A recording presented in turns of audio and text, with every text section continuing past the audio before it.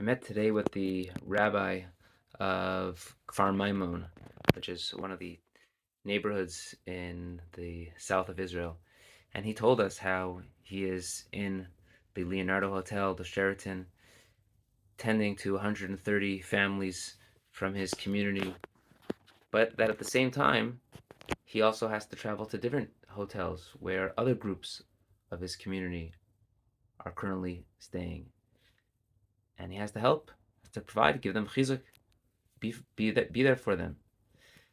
So I turned to him and I said, Rabbi Edry, we're all Rabbanim here in this group, and we all understand what it means to give everything for your community, for all the mishpachot in the yishuv. But sometimes because we're so busy focusing on everybody else, we don't have time to focus on ourselves and our own family. What have you been able to do, or what are you doing for you and for your family? And he turned and he thought about it for a minute. He said, thank you for the question. And he said, look, during these times right now, I just need to help everyone that I can. And hopefully everything will work out.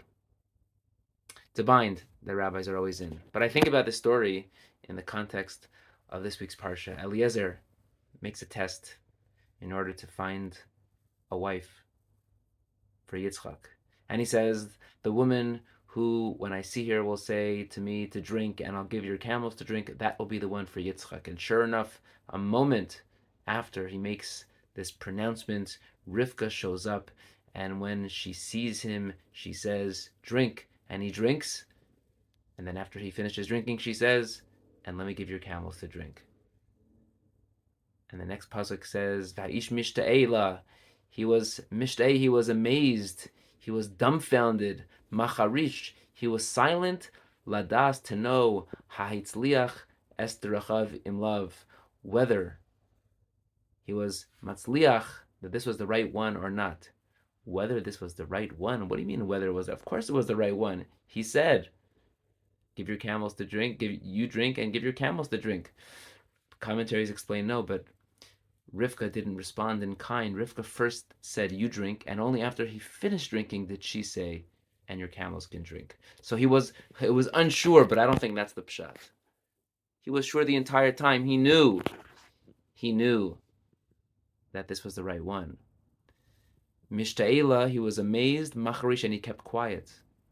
He paused, he reflected, he thought about what just took place, how kind HaKadosh Baruch Hu was, the gratitude, the appreciation that he felt. Ladas, not a question, to know, because he knew that God was helped him become matzliach.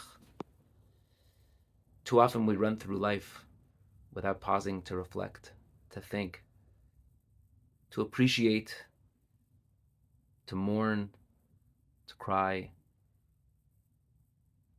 These are important parts of our growth.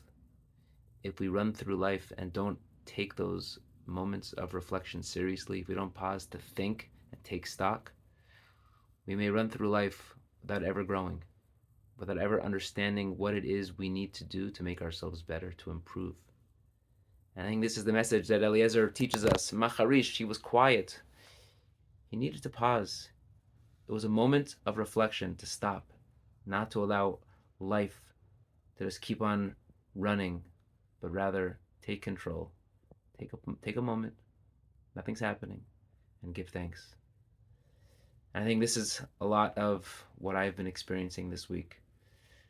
Not just about giving thanks, but taking stock, reflecting, not allowing life to just run by without just pausing and experiencing what I've been able to see, to try to put into words, to capture all the different complex feelings that I've had over the last week.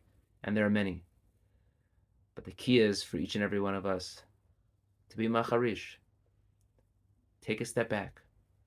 Think about what you experience on a day-to-day basis, and instead of just running to the next meeting or quickly changing the conversation or grabbing your phone after one conversation or searching another site after one, pause. Take a moment to think about what's happening, what's happening to you, what you're hearing, what you're about to do, what your plans are. Live with more intentionality. That only can happen when there's the pause, when there's the macharish. And when there's the macharish, you'll realize you'll realize that Hashem is always going to ensure that your ways are matzliach, your ways are successful. That's because we grow when we pause. Sometimes we think that the faster we go, the quicker we'll get to our destination. But the truth is, if we just slow down a little more, we actually will get there quicker. Have a wonderful Shabbos. See you next week.